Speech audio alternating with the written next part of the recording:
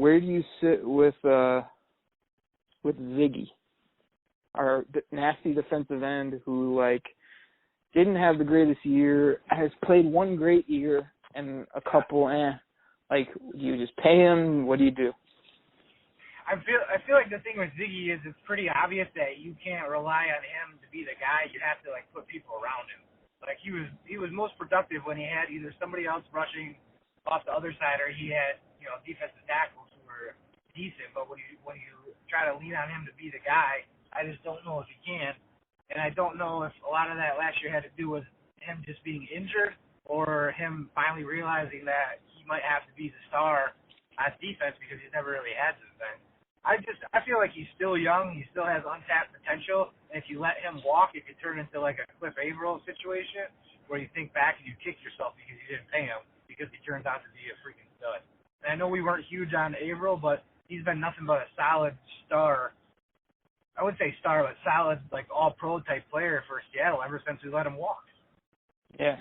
Yeah, man. I like that take a lot. I'm on the same wavelength. Like, I think, he does need people around him, but I think he's too valuable of a position and a player to kind of make a determination right now. And if he can't make a determination and he's got this upside and he's a defensive end and he's such a freak athlete, like, you just have to pay him, try to get a decent deal, but pay the man. And then, like you said, but he's got to understand that you got to come every Sunday. All these little injuries and all this, like, oh, I almost got to the quarterback 6 times last week. It's like, no, we need you to get there twice rather than almost. So I like the guy as far as he's a good guy, good character. I mean, ridiculous measurables, but you just need more production out of a guy like that. And I like your example with Cliffy, but I think he's got much higher ceiling than Cliff, even though Cliff's been a pretty good player, but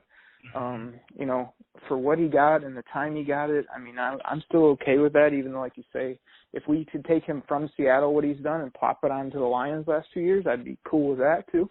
Yeah. But I think Ziggy, needs to be a centerpiece on D, and, they got to make that decision almost before it happens type of thing. So. Yeah. I just, I think, like, with his age and, the whole, every time they talk about him, they talk about how he didn't start playing football until sophomore year of college, whatever. But I think that has to factor into it, too, because, like I said, he's got a way higher ceiling than Cliff Averill, so you really don't know what you're going to get.